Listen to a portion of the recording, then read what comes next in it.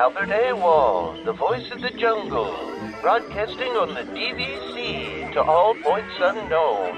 If you're within the sound of my voice, you're listening to Welcome Home Podcast on the DVC.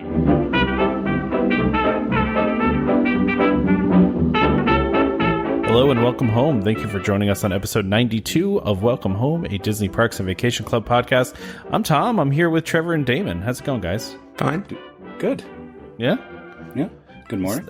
I know it's a long weekend for a lot of Americans. I don't know if it is for you, for Trevor in Canada. I don't know if you guys have holiday too. This is one of the few holidays that lines up on the same day as yours, so it is Labor Day. Oh, okay, great. Yeah. It shows my lack of knowledge about Canadian holidays. But no, so I hope everybody, I hope a lot, I know not everybody gets a long weekend, so I shouldn't say that, but I hope a lot of people get an extra long weekend and get to spend more time relaxing. That would be, that'd be good. So a bit of calm before the storm that is fall and going back to school and all that fun stuff. Well, I know here our kids are back already, and I'm sure Damon's. I don't know what Damon's are doing, but if they're back, it's a school. I mean, they're virtual, but they're virtual. Yeah, they've been doing school for 2 weeks now. Oh wow. Okay. Oh, okay. Ooh, 3 weeks? 3 weeks? Hold on. It was August 17th. Oh wow. Okay. Yeah. So 1, 2, 3, 3 weeks. 3 weeks now. Great. Yep. All right. Well, so we got some listener questions like we normally do. Trevor, did you want to say something else? I'm sorry. No, I'm good. We don't have any questions about we were making fun. I know a couple people have commented on the new intro. It seems like change is always tough with these types of things. But let's give it a few weeks and see how it settles in. Well, the funny thing is, in like 3 weeks from now, I'm going to switch to Halloween anyway. So just when you get used to this one, I'm going to switch it off to the Halloween open. So, but whatever. Yeah. So we got our listener questions as always. We got Bobby on here first. Would any of you use your points and go to Aulani? I feel like that's an easy question. Yes. Right. Why wouldn't you want to go to Hawaii? Not right now. No. No, my answer would be no. I don't really want to go to Hawaii. It's not that. I don't want to be under the constraints of Disney going to Hawaii. It just seems like there's better places to be that offer a little bit more freedom, to do a few more things than kind of being at Disney. So I would say no. Wow. Man, I would love to go to Aulani. I guess I didn't think I'd be on the minority of this. No. Go ahead. Sorry. I don't have anything against Aulani specifically. I just have no desire to go to Hawaii for some reason. I don't know what it is. Like, it just doesn't seem like somewhere I want to spend a vacation. That's all. All right. No, that's fair. Not everybody needs to want to go to Hawaii, right? No, I think it looks like a beautiful resort. I would just love to check it out at least once. I'm sure some of our listeners have stayed there before and maybe have some experiences there. But I mean, I would love to check it out just one time at least. But it is hard though too, because I also don't. It's hard for me to spend my points on things other than going to actual, Disney. So that's where the hard part comes in. Is do I want to spend my points somewhere else outside of Disney? Kind of to your point, Damon. Yeah, and I guess outside of the resort there, I mean, I know there's lots to do in and around Hawaii. It's just, I guess if I was thinking of doing a Disney vacation as well, you go there for Disney stuff, but it's very limited, right? Yeah. Yeah, no, it is, because it's not. I've even heard the biggest downside for Aulani is that there's not a ton of dining within the actual restaurant, with restaurants within the actual resort itself. You really kind of have to go outside to eat, and there's like some quick services, and I think there's maybe a table service there, but it's not, there's not a ton of options when you're there. Yeah, but if I was gonna go to Hawaii though, that's where I'd go, just because I could use my points there, and because it looks like a really nice resort. No, that's fair. That was a more complicated question than I thought it was going to be. I thought it was going to be like an easy, yes. But yeah, no, you guys presented some good points there. Okay. So do you want to read Jeff's, Trevor or Damon? Sure. So Jeff says, I think there's a missed opportunity in Epcot with the American Adventure right next to the Japan Pavilion. What are your thoughts or ideas for a Big Hero 6 attraction in San Francisco? I like the chain of thought on this, but I don't feel that there's enough space there to do it properly. So I feel it would be, if they just kind of shoved it in between two pavilions, it would be very watered down. And I wouldn't like that. I also, go ahead, Damon. I was going to say, I'm actually not a fan of the show. It was interesting. I guess it was last week. There's a new season coming out, and they had asked me if I wanted to do interviews with the cast, and I'm kind of like, nah.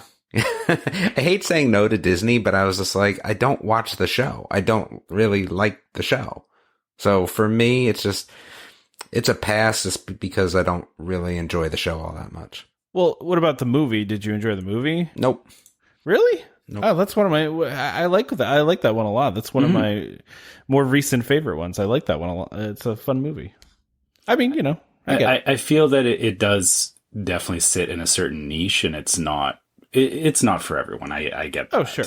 So yeah, no, I agree with that. It's not something that everyone's going to be into, for sure. I think my bigger problem with this idea is I don't feel like it fits into the World Showcase.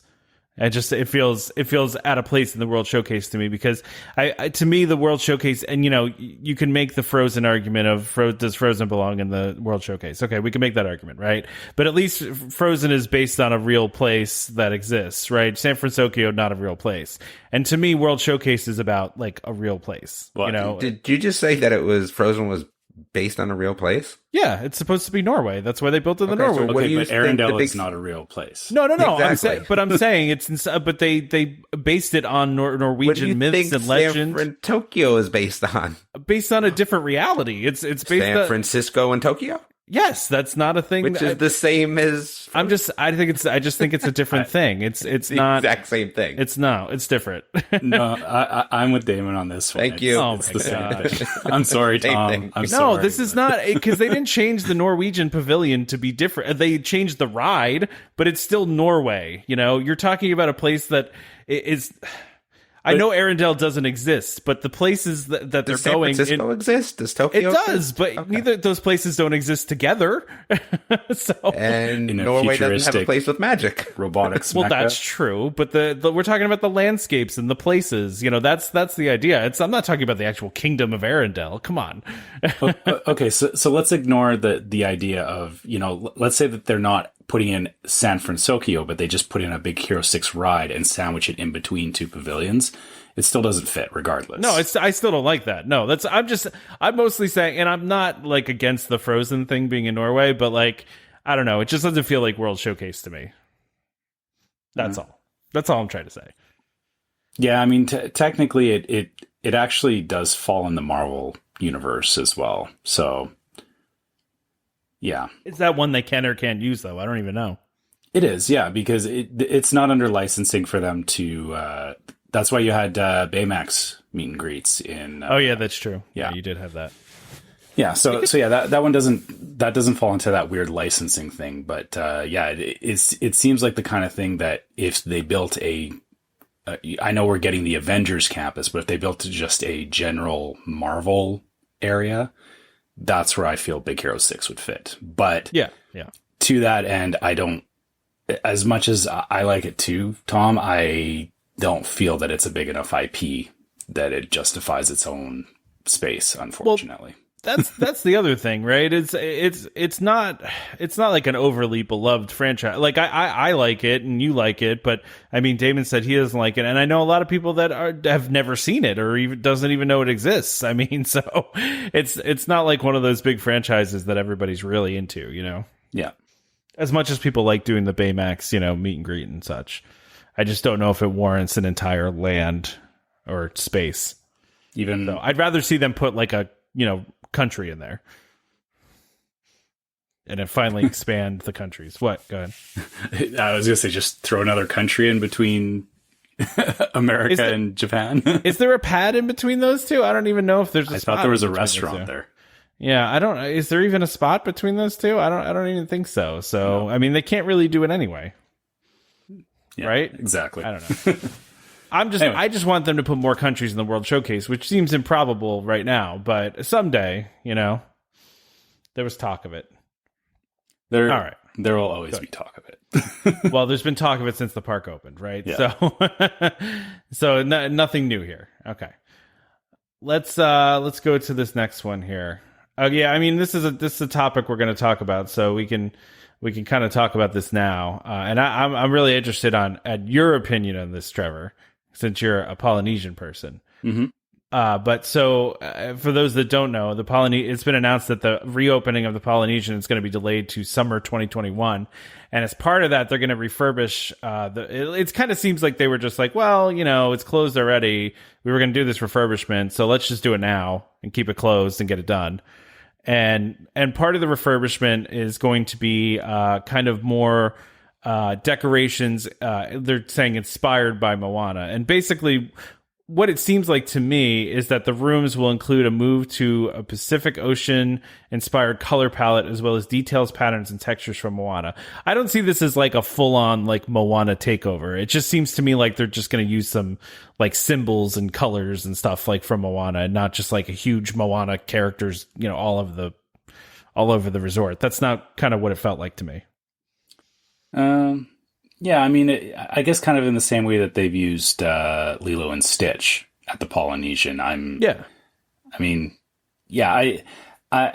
don't personally have a problem with this, mainly because, one, they're not doing the DVC room, so it doesn't actually affect my stay all that much. That's true, yeah. From a room standpoint, I guess.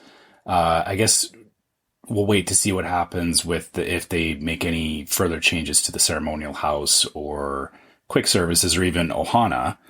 I did hear that they were changing some of the carpeting in Ohana to kind of line up with that more. I guess my only concern about this is, we're very much into Stitch, or my son is into Stitch, and I get they haven't really done anything with Lilo and Stitch in a while, but I would be sad if it kind of took a back seat in this case. I hope that Moana and Stitch can kind of coexist at the resort. That's really all I want to see out of it. As far as them doing the renovation, good for them. I'm glad that they decided to take the opportunity now, because I know I've heard people say that the non-DVC rooms were definitely in need of some love. So, I think it just makes the resort all around better and will make for a better experience for those of us that stay at DVC. So.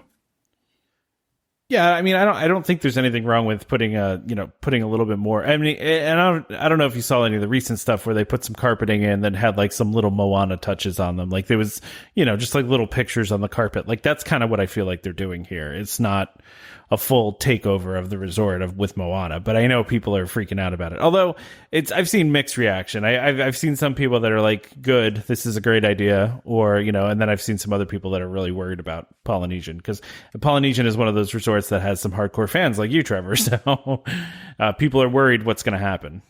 You have to leave some resorts to be adult Disney, and I felt like the Polynesian was one of those. I mean, even though there was Lilo and Stitch, it was definitely not as upfront as some of the other resorts. And Trevor, I kind of see what you're saying. I like Lilo and Stitch as well. Moana, I actually don't think I ever saw. But, to have them both coexist and to keep the adultness factor of the resort is going to be tough. I mean, I think that's where I kind of worry a little bit myself. That's fair. I mean, yeah, I guess if they swing too hard the one way, it ends up kind of looking like an all-stars resort, right? Yeah, exactly. Which, I get what you're saying there is, if they go overboard on it, definitely not good. Yeah, and isn't there, like, again, I don't know how other people feel, but sometimes I feel like, there's something to be said about going to Disney and, being part of, let's say, the culture rather than part of, Mickey's story. If that makes sense, right? Like, I think it's one of the reasons why I like Epcot the older I get, too, because while, it's Disney, there's still culture along with Disney. And that's why I kind of felt a little bit about the Polynesian. I just hope they don't lose that part of it in the mix. That's, you bring up a good point, Damon. I now that I'm thinking about, when you look back at some of the old videos of Walt Disney, is that, he was definitely into promoting his animation and whatnot, but there was a whole other side of him where he was very interested in, Western and jungle themes. And again, he wasn't looking to promote a particular IP in those areas. He was just more interested in those concepts. And you're right. The Polynesian definitely was one of those resorts that, it was a themed resort, but it wasn't themed in that, it was Disney themed. It's themed in that it absorbs a particular concept. Mm-hmm. So yeah, I guess, some updated carpet, isn't a bad thing, with a little bit of flair in there for an IP is fine. I would agree with that. But yeah, I hope that, the rooms should be, definitely updated, but not. I don't want Moana with, to look like Nemo rooms. Right? If they replace the lamps with like Tamatoa nightlights or something, that's not good. Don't do that. I don't think that's what they're doing based on what they announced. I mean, it just doesn't seem that way based on like their statement.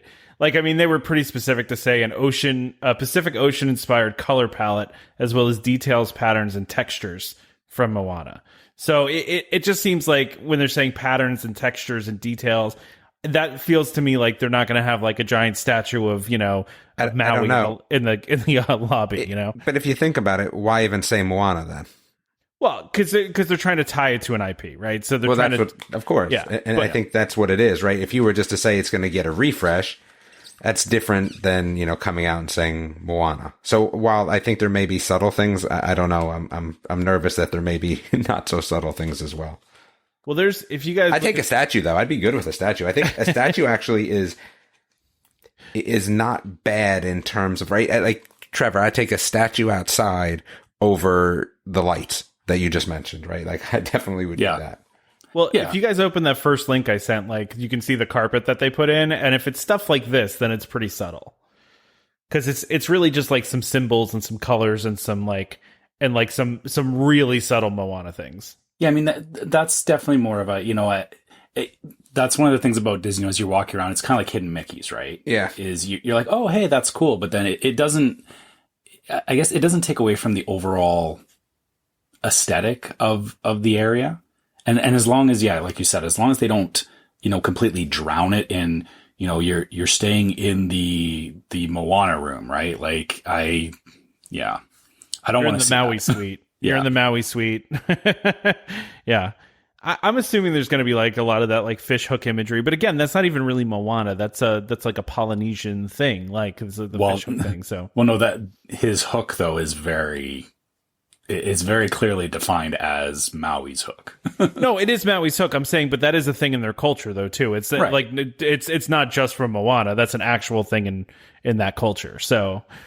Yeah, that's it, but yeah, no, I think if they do it like that carpet that they already did, it's going to be nice because it's going to be subtle touches and it's not going to be like what Damon was saying. It's not going to like turn it into All-Star Sports, and be like, there's a gigantic soccer ball right when you walk into your room, like it's not going to be that or the Finding Nemo rooms or anything like that. It doesn't seem that way based on what they're saying. It seems more subtle and more around just like Pacific Island, kind of theme. So, but yes, with definitely some Moana thrown in there. So I don't think it's a bad thing. I think it's a good update for them, honestly, but I understand your concerns about Stitch too.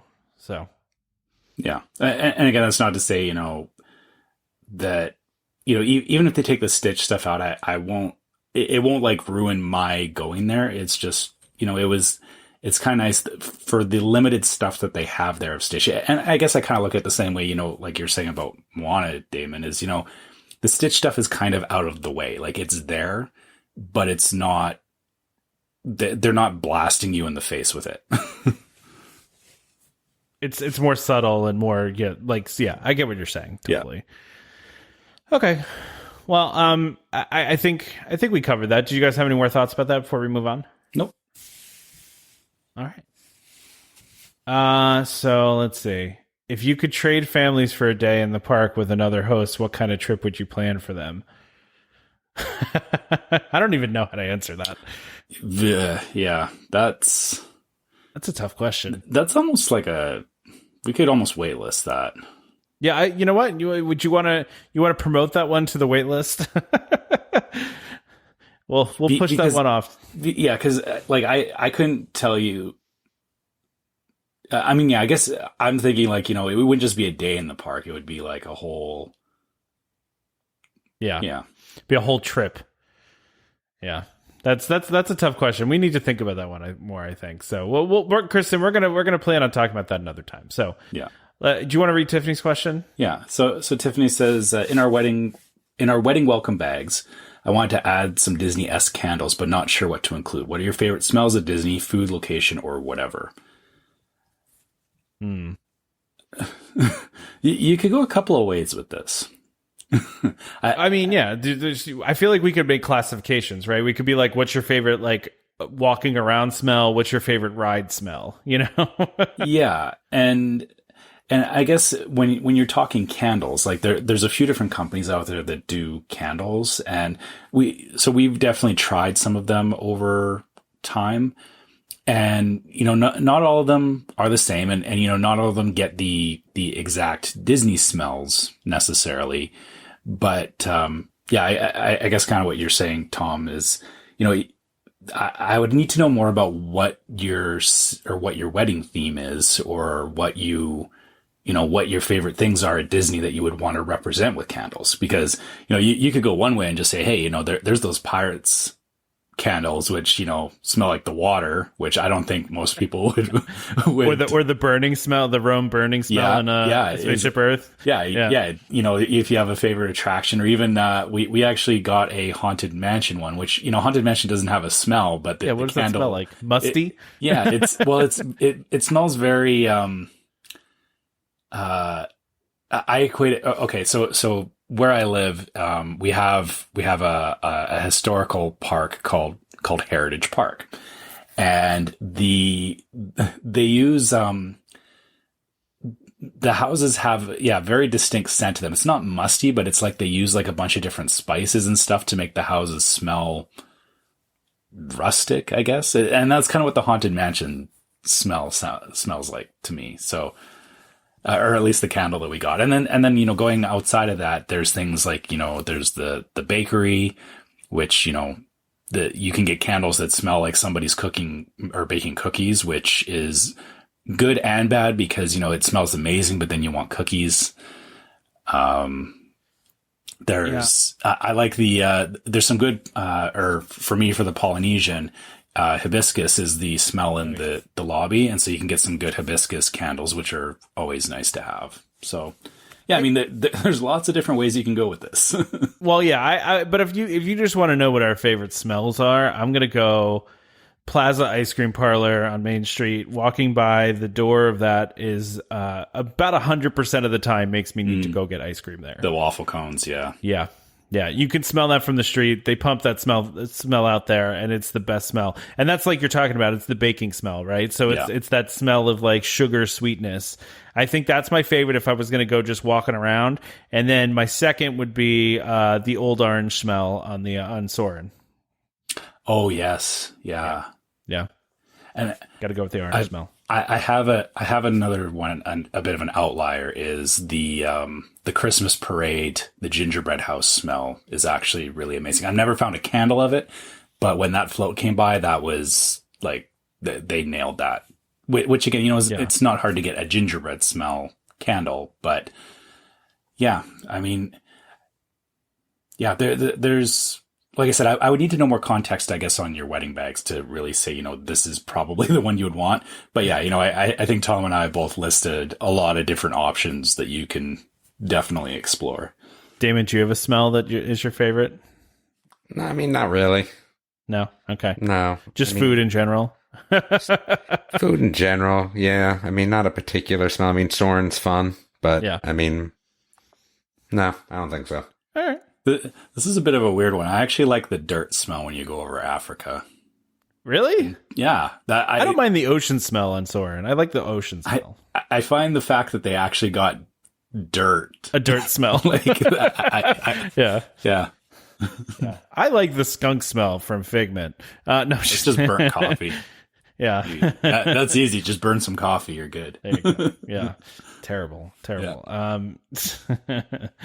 All right. So Sarah asks, was there a light bulb moment or a series of them that made you decide to buy DVC, or how did you decide to take the plunge? I'm trying to think back to over all the episodes about you guys answering this. I know you've talked about buying, but I can't remember the we knew it was right for our family conversation. I guess I mean I feel like we had that moment when we took the tour. I've said this on the show before, right? So I made a deal with my wife that we could meet, we could do the tour and we could meet with them as long as we didn't buy that day, right? But when we were there, and everything was explained to us, it made total sense to us. At the time, it was our light bulb moment. We sat there and we're like, oh, we do go to Disney every year, and this will make sense for us to do it this way. And, we can stay at all these nice places and really enjoy our stay a little bit more and have these cool benefits. And, so that was I just really in that meeting. And then, of course, I did a couple more months of research to really decide whether it was going to be something we were going to do or not, or could do. So, that was what I thought about it. But honestly, I think it was really when they gave me the free ice cream at the DVC Center. That's when I really made the decision. They gave me so what you're saying is that any major financial decision, if I throw ice cream at you, that's 100% correct. Yeah. I have this shiny new car and a free bowl of ice cream. All right. Just put a Sunday bar at the car dealership. You can sell me any car you want. No, but honestly, in that meeting, honestly, I think I've said this before. She said this was a sales tactic, for sure, when I heard her say it, but it also made sense. She called DVC, my guide at the time called DVC vacation insurance. She's like, even no matter what's going on with you, you always know that you have this available to you. It's something you can, it makes sure that you take a vacation every year, basically. And that kind of rang true to me, that just kind of in my head just made sense. And really, even though it was a sales tactic, it really made sense. So. Yeah, no, that totally makes sense. I'm pretty sure I talked about this, but yeah, our experience was a little bit different in that so it was after I think it was our second or third trip that we took our son to Disneyland. We were going to Disneyland pretty much every year, and we had come back from a trip. It was in March, and we came back, and on the way back, we were kind of talking about it, and it was like we should really look into Disney Vacation Club and see if it makes sense because, we're coming down here a lot. And then the original thought we had was we were thinking of getting Grand Californian DVC. But when we looked at the cost of points and all of that stuff, it ended up working out or when we did the math, we figured out that for about the same amount we were spending going to Disneyland, we could go to Disney World for a week and, stay at the Polynesian and all that. And and it wasn't just one particular moment, but it kind of evolved over, it was about the span of 2 or 3 months that we were having those conversations and we kind of, like it started as a very fuzzy idea, and then as we got more solidified around it, it just made sense. We were just like, okay, this, we're doing this. This is happening. And then, I think it was by October we had our points bought and we had our next trip booked. So, so the whole thing happened over about 4 or 5 months, I think. That's probably how long mine was too. For me, it was just straight numbers. I mean, it just makes financial sense, right? Why would I not want to save money? So I don't think there was a specific moment. Kind of once you get the numbers and you look at them, I mean, if you're going to go, it makes sense. You're not going to get a better deal going to Disney. You're just not. Yeah. So true. I'm about money and saving money. So that was it.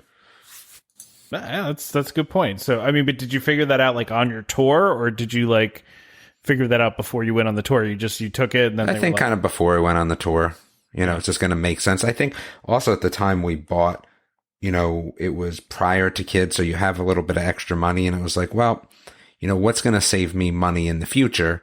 And it just was like, all right, well, we can pay now and it makes more sense. So that was it. Like I said, a straight numbers decision. Makes sense. Yeah. All right, Trevor, this next question is specifically for you. So I don't know if you want to read this. This is from Teresa. Yeah, sure. So it was emailed into us, I should know. Teresa from Saskatoon. And I specifically said Saskatoon because Tom likes the word Saskatoon. And it's a great little fun town. word to say. And so thank you, Teresa. I have family in Saskatoon, so I know it's a lovely little city, and all that. Okay, so on to your question. I booked a trip for September 12th, which I postponed to October 30th. Rented DVC points without insurance. And so she goes on to say that she has some fear that, when you rent DVC points and you don't get the insurance on it, you're a little bit, you're kind of playing Russian roulette, because if your trip gets canceled, you're basically out the points and that's it. She's been reading lots of news articles regarding traveling to Florida. Apparently Canadians can fly to Florida without having to quarantine. Although coming back, she will have to quarantine, which she says is not a huge deal. And yeah, coming back into Canada, you do have to quarantine for 14 days.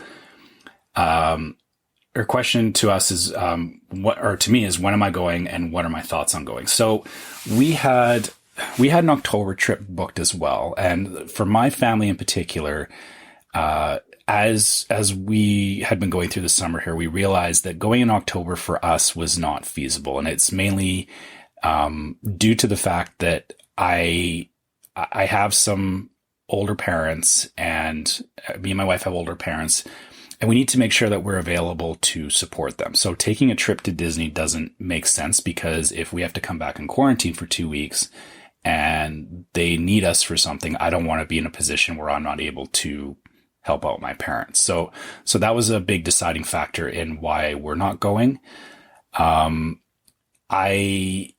mean, if you want to go, I'm curious to hear, I'm curious to hear how things go for you, because honestly, I haven't heard a lot about people traveling from Canada at the moment. I just don't think there's a lot of people that are entertaining the idea of traveling down to Disney, and, for a lot of different reasons.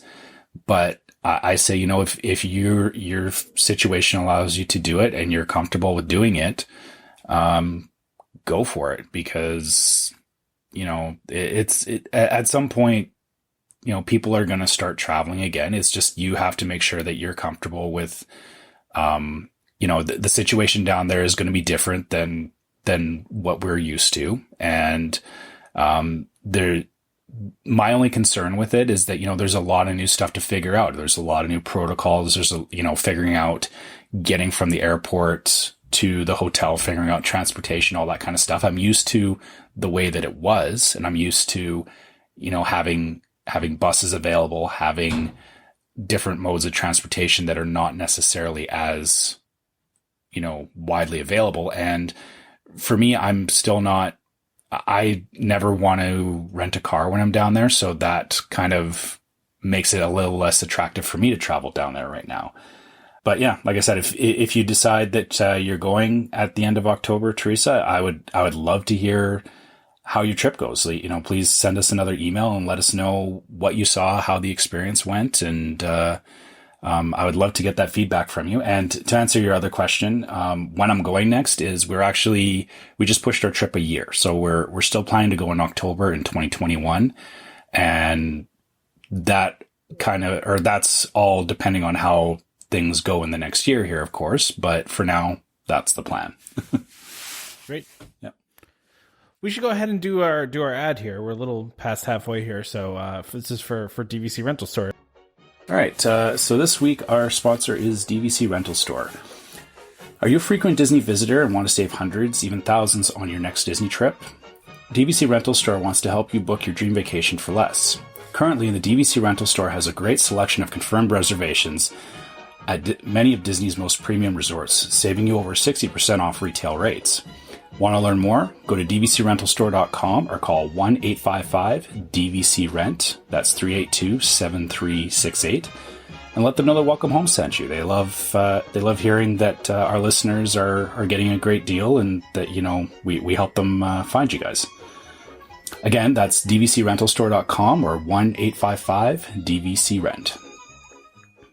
Yeah, now's a great time to go to them too if you do plan on going to Disney, because as our last listener just said that we were talking to, they're renting from. I don't know if they're renting from DVC Rental Store. I hope so, but it's a great time to save a lot of money on DVC stays if you want to rent. There's a lot of confirmed reservations out there, and if that's a trip you're going to make, then it's a great place to check out and see what kind of rooms are available and how much money you can save, right? So. Yep. All right, so I have a topic on here about Cinderella's Royal Tables reopening with no princesses at the end of September here, and then Hollywood and Vine is also reopening, but they're going to have characters. They're just going to be like a socially distanced kind of photo op. So I guess my question is, I'm just looking at this and I'm thinking to myself, Cinderella's Royal Table is crazy expensive, right? And for a meal, and to me, without the princesses, I'm just not doing it. Because to me, like the whole thing of it is the princesses coming around to the table, and listen, there's a certain amount of charm to eating in the castle, sure, but without the princesses, not enough for the price tag. No, not enough for $75 per adult. I mean, that's crazy. I'm not doing that without the princesses. It just feels, I don't know. It's not something we do every trip anyway, because like I said, it's expensive. It's very pricey, and the food's just kind of, okay. I mean, the food's fine. But it's not a place we go to eat good food. It's a place we go to, for the ambiance and for the characters and stuff. But without the princesses, it just feels like it's too much. So I don't know. Yeah, I agree with you on this one, Tom. We definitely enjoy character meals, and I'll agree, not all places have, you're not going for just the food. If you're going to a character meal, you're going for that experience. So the fact that they're not accounting for, I mean, I know that they can't, if they start offering it at a discount, it sets a precedent where people go, well, you offered the same thing for cheaper, why are you charging us more? And it's like, well, because now you're getting the princesses. I get why they're not budging on their price, but yeah, I mean, I don't see this place being very busy at all for the next little while. I could be wrong, but no, I think you're right. Yeah. It's just like, how do you do the character meals without the characters and still charge the same price, But at the same time, they're limited capacity too. So it's like do the expenses really change all that much for them? Probably not, but not having that one character there. So I kind of get why they keep the price the same way, but it's also going to keep people away too. Yeah, like I said, I think it honestly has more to do with the fact that if they start going and like they're already offering discounts on stays and stuff like that, and people are used to that. But if they start, if they started, deeply discounting these dining experiences, then yeah, I just see it tough. Yeah, I see there'll be a subset of people that go, well, last time I only paid $50. Why are you charging me this amount? And yeah, because then it's an increase, right? So it's like, oh, they raised prices by $25. It's like, no, they just put them back to where they were. Yeah, people don't want to see it that way, right? So, No, I get it. And then so there's that, and then you also have the Hollywood and Vine. Hollywood and Vine. So Hollywood and Vine, which I've never actually been to, shockingly. I'm surprised I've never gone there. Yeah, I walk by it and I just it doesn't register to me as like I want to go in there and eat. I don't know why, but it's not bad. Is it? You've been? Yeah, it's not bad. Have you? So you've done it's all character dining there, right? It was when you did it was a while ago. Dining. Yeah, a while ago. I mean, it's okay. I'm past that stage now, so it's very difficult to kind of think about that. I mean, the castle in general too. Like, I'm just kind of past that stage with my kids. Yeah. So I'm not doing any of them. So this doesn't affect you at all. No, because I'm not doing any of them. I feel like I'd rather go try weird things at different places than worry about characters. I mean, for me, there's enough characters out there. And as long as you kind of play your cards right, you can see most people with limited waiting. It affects dining because if you're eating or whatever, it's a larger experience than I want in the parks now. I'm more about doing out, their stuff than being inside waiting for characters. I'd be frustrated, I think, at this point. Plus, my kids would as well. No, I get that. Yeah. That makes total sense. I do. It does look like for this Hollywood and Vine one that it's they're going specifically with like Halloween theme for the characters. So I guess that adds an extra. I mean, that's part cool though. Yeah. They're giving something unique there. And then I noticed they also said it was a socially distanced photo ops, which I'm feeling that similar to some of the photos I've seen of people where the character is like behind a fence on the grass. And then, the kids are standing in front. I get the feeling it's going to be something like that. Yeah. Which, that's okay. It's, at least they're trying something. Perspective is a win, right? I mean, it's a 2D thing with perspective. So it's going to look good, but they're not going to have the experience. That's all. So what are you paying for? The picture or the experience, or both?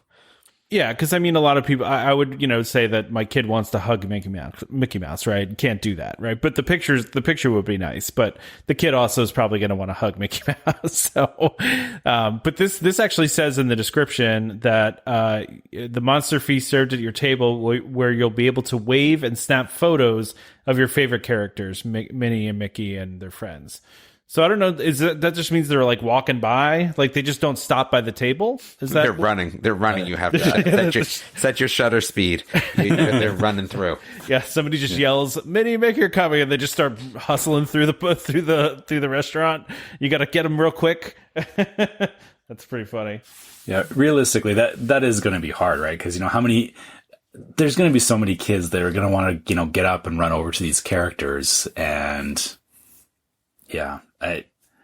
I can see this being, like you said, Damon, it's not going to be an experience. It'll make for some cool photo ops, but yeah, the experience just isn't there yet, right? Yeah, they're trying their best, right? They're doing everything they can here, and everything they can is only so much. So, yeah. But this still, at least, like I said, at least this looks like a different experience, and is at least with the Halloween decor and a scary good food. I don't know if that means they're gonna have Halloween themed food, or if they're just throwing scary on the front of things and they're gonna have the same food. But it's at least more reasonable of a price, and at least they're doing something a little bit different. Yeah, actually, that's a good point. Like they're charging $20 less. You get some limited character interaction, and the big difference is you're not sitting in Cinderella's castle. Is the castle worth the extra $20? Is that worth $20 a head? That's what we're saying here. Yeah. So I know my answer to that is no. Yeah, right. Yeah. No, I get it. Okay, so the next topic I had on here is not really a parks topic, but I thought this was kind of cool and interesting, and we occasionally will talk Disney Plus. But so Disney Plus is developing a new group watch feature, like a group watch party thing, I guess, where you could like watch a movie in sync with your friends and then comment on it. I think this is a cool idea. I would love to have something like this. It'd be kind of neat to like watch a movie with other people. I mean, I guess now it makes sense. I don't know if in the past or the future it's going to make so much sense, but yeah, I mean, it's not bad. My wife is in quarantine right now because she just traveled again, so she's in for 2 weeks. I could see my daughter and her using something like this because they're always watching television shows, and they're like, all right, start now. Wait, where are you? What second are you on? All right, pause it. So it definitely makes that part of it a little easier. But since it's just Disney Plus, we don't watch a lot of Disney Plus, honestly. I'm just surprised they haven't, like Netflix and some of the other streamers haven't done something like that before. I could see it. I mean, for a lot of things, it would be really nice again if it was on like YouTube TV and then like on the DVR stuff. That would be awesome. That would make sense. We could watch it together. Yeah. Yeah, I think it's a neat idea. Trevor, were you going to say something? Yeah, I was going to say, I will say, that this is actually something for me in particular. I actually have friends that, playing games together. I have friends on the East Coast and on the West Coast. So we're spread out quite far geographically. And in the past, we've tried music streaming services like this where you could, get everybody in a room effectively and listen to the same music together. So you're all kind of interacting and I mean, it was like we would be doing something else, listening to music in the background, and then, putting on certain songs or, had a playlist based on whatever we were doing. This feels like another extension of that. And I feel, for me personally, because of the fact that I do have friends that are geographically pretty far apart, I hope to see more of this kind of stuff, because I could see, if we all find a movie or a show that we really want to watch together, outside, like I guess the thing is, well, if you want to get together with your friends, most people, you invite your family over and everybody just sits in the room and watches it, but you can't always do that. So I'm glad that Disney is at least thinking about this. And I know it's under the whole premise of social distancing and all that, but, I think it'll have some applications even beyond when everything is done with the pandemic. But, I think you're right, Damon. It needs to go beyond just Disney Plus, because there's more stuff that I think I would watch with my friends on Netflix. I like I said, I like Disney Plus, but just, it's been difficult to find the time to, because the thing is that right now there's still so much new out there, even if it wasn't new necessarily filmed, there's still a lot of new on like Netflix and things like that, or playing catch up. So it's hard for me to go rewatch something. Like we rewatched Recess and things like that on Disney Plus, but you kind of watch them and you're done. The new content is much slower coming out from there. So yeah. Have you watched that new Muppet Talk Show yet? I haven't. I saw it just came out on Friday. I haven't watched it yet. Oh, the newest one? Was it Earth to Ned? Is that what it's called? Oh, that one. No, I did not yet. Yeah, again, that other podcast keeps me a little busy with the Netflix shows. I'm always behind. I'm always behind in my watching. So I haven't watched it yet, but the trailer you posted to our group looked pretty cool. good. Yeah. Yeah, fun. I have a list of things that I need to watch. It's just a matter of getting to them. Plus, I was in the midst of building out my home theater, and I finally got the speakers in the ceiling and all that good stuff. So now that project is done, I may end up spending more time watching television. We'll see. Football starts though, and basketball. Yeah, Football and basketball have been eating up a lot of my time. Basketball's been very interesting as, kind of one of the first sports back. I'm sure everyone has been eagerly awaiting them to leave Disney, but it's been fun to watch basketball for sure. Oh yeah, for sure. It's been really kind of cool to watch that process and watch how it's been going there and what it looks like without fans. Although I feel like the experience has been like, if you didn't know there weren't fans there, you wouldn't even really know. Like they, pipe in the crowd noise. And, no, you can tell. Yeah. I'm just saying, if they kept the cameras down and they just showed the court. But no, because remember, there's people on the court in general, right? Yeah. So you kind of do miss that ambiance of just, the biggest thing is when things happen on the court, you're just not getting that same feel. The reactions. And stuff. Sure, yeah, I get that. That sort of stuff. And, just again, it's been better than, I think the NBA did it right. Listen, I know people may be a little upset that they took Disney to do it, but I think it was smart. And, the NFL may do something very similar when it comes to playoffs, because they kind of hinted at that when the playoffs come, they may want to limit exposure for people just because, is it a better product if, Patrick Mahomes doesn't get COVID? Yes, of course. Right. So I think that they may do some sort of bubbling there. And didn't the NBA say they're going to do it again, or they want to do it again? Maybe. I don't know. Yeah. So there's a lot to think about, but I don't think it really impacted much because, people were upset, but again, we're not back to normal. So they weren't going to be at capacity anyway, where the NBA was taking up capacity. They might be taking up the place you wanted to stay at, but they're not taking capacity. Correct. Yeah. They're not really bothering regular Disney guests.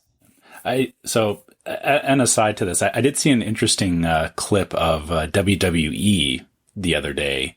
Yeah. Where they were having a match and the crowd was all, it looked like people were watching on YouTube and they had, cameras. They do that for NBA as well. Yeah. So, okay. So that the crowd is a bunch of screens and people's faces. Yeah. And I thought that was interesting though, because, you at least, you get to see people's reactions to like the crowd reactions to different things. So yeah. I'm curious to see how else they can. The problem with that is that you either have to be approved Yeah. Or, right, because the problem is the delay. It's just like anything with television. I mean, there's been some incidents with some of the NBA screens as well. So they kind of have to be a little bit careful with that. That's been the problem. So I think what they were saying in the NBA, and I could be wrong here, but I thought that you had to be approved first, or you had to have done it before. Like there's certain rules that are going along around it as well. I mean, yeah. I guess it's no different than showing up at an arena and, you're required to wear pants, right? No, think about it more like this. Know. Yeah, what you could say or do or show or, Yeah. In the heat of the moment, let's say. We're running out of time here, guys. We got a couple more topics. We got to keep going. Yeah, we're almost out of time. So I wanted to talk. Did you guys see these cool Funko Pops for Disneyland's 65th anniversary? These are some cool ones. I mean, I like the Funko Pops, but they have a Walt one where he's holding a little Mickey. They have Sleeping Beauty Castle. They've got like Mickey, like leading the band. They got Minnie riding Dumbo. Like, there's some really cool ones in here. Can I we be done with Funko Pops? Thank you. I'm right. sorry. I do done. not like Funkos at all. Well, I thought we liked these. This is why I put it on here. I thought we enjoyed the Funko Pops. I like certain themes of them, but Yeah, and I like them every so often. Like I like Too many is what you're saying. There's too many, and there's just too many. I mean, they're cool. I'm looking at them now. I mean, they're cool, but they're not like an opening of some sort of new transportation, right? Like that I get you. Get a Funko for. Yeah. I mean, I guess this is 65th anniversary, but dude, what does 65 mean? It's an arbitrary 75? number. It's an arbitrary number. Yeah. Right? I mean, it's a 5, right? That's all you're telling me. I don't need every 5 to have new Funko Pops. Yeah. And it's, Funko Pops are such a huge rabbit hole, and not like the good Alice in Wonderland rabbit hole. Like they're just, yeah. Yeah. I gotcha. All right. We don't have to talk about Funko Pops. I'm sorry. I thought you guys were... No, I mean, it's good to bring them up. It's just, it seems like, there's just a lot of them. Fair enough.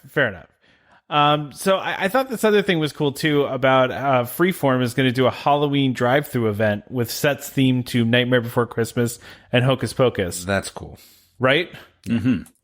I think there's going to be a lot of that now with Halloween. It's crazy, Tom, because I was looking at the places in North Carolina, and I was like, oh, it would be interesting this year. I'm kind of interested to drive through some of these places and kind of see what's going on. No, we're all open. It's just completely open. Yeah, everything's just completely open. Yeah. I saw some of the ones. There's one, I guess, in Tokyo that's zombies that looks ridiculous. But some of the ones, the drive-thrus in Orlando, I was like, man, if it was just a little closer, I would go and do them because they look kind of neat. There's a few different ones in Orlando. But this one sounds cool. But this is where? This is over in the other Los coast. Angeles. Yeah. They get all the cool stuff. Yeah, I saw that the Netflix is doing a Stranger Things one too. That looks pretty cool. Yeah, but this seems to be the thing. But this looks really cool. I think this is a neat idea. So, I'm one of those didn't like the Nightmare Before Christmas. So, but do you like Hocus Pocus though, or are you just kind of? I'm on that. Yeah. See, I like Hocus Pocus. I'm down for that. I mean, I don't hate it. I don't love it, but I don't hate it. Yeah. Fair enough. Yeah. I'm just sad because you guys talk about these things, and I don't think I'll ever get anything like this up here because it's such a crapshoot with the weather that they, outdoor. You need to move, man. Unless you ski, you need to move. Like if you were to tell me like, hey, I love the snow. I ski. I love the heck out of it. I used to, when I was a kid, I used to go skiing all the time. I just don't anymore. That's what I'm saying. So now maybe it's time to move. Yeah, maybe. Oh man! All right, we're like out of time here, but I had. I don't even think we need to even talk about this other one. You don't Not like even this? Disney. Well, no, it is because it's Four Seasons Orlando, so it's part of Disney property. No, I just thought it was an not interesting on Disney property, though, is it? I thought it was The Four Seasons Orlando. I think That's over by Downtown Disney, isn't it? Yeah, but I think that's still Disney property, is it not? Just because it's near Disney doesn't mean that Disney owns it. No, I'm not saying Disney owns it. No, I just... Well, since Disney... listen, if Disney was doing this, it would be news, but they're not, so it's not news, Tom. Sorry. All right. You're scraping here. Well, but interesting thought, though, on, or I guess just to high level it, it's... they have school-cation programs opening up, I guess, where you can go and stay there, but then they have supervised schoolwork sessions, which I don't even know how that would work. I don't know how it works either. Yeah. Because they don't know your curriculum. They don't know. Yeah. But they don't need to. All they just need to do is find a spot for you to be online and have somebody that can help you. That kind of seems what it is. It seems like they're just kind of putting the kids in a place and supervising them while they're doing their virtual classes that they will already do anyway. Oh yeah, I guess that's fair. If they need some extra help for tutoring or whatever, yeah. It's an interesting idea. I mean, it would be. I would feel bad though, like being like, "Hey, kid, you go to school. You hang at school. I'm gonna go to Disney. So I'll call you from Big Thunder. You enjoy your schoolwork." I mean, they would still have the weekends, though. I think what it would be is that for families that wanted to make the trip, but because of schooling the way it is, because like my kid said too, like they can't really miss school now because it's way harder when it's virtual to be like, you know what I mean? Like that's kind of the problem. Yeah. So no, it's very true. Very true. All right, well, let's wrap up then. I think we're at the end here, right? So let's go ahead and get ourselves wrapped up. I see how I don't even get the ending anymore. Do you want to do the ending? You can. You're free to now it's personal. Now I don't want to do it. I always ask you, and you always said no. So now I just make it Trevor. Would you like to do the ending, Damon? No, I'm good. All right. Okay, I'll wrap us up here. Okay, so. We love getting questions from you guys. We love getting our emails. Obviously we had some listener emails come in that we talked about this week. If you guys want to send us questions, send us comments, anything like that, you can reach us at welcomehomepodcast@gmail.com. Again, we love hearing from you guys. And Teresa, I hope that after you take your trip that you'll send us another email and let us know how that went if you do go at the end of October there.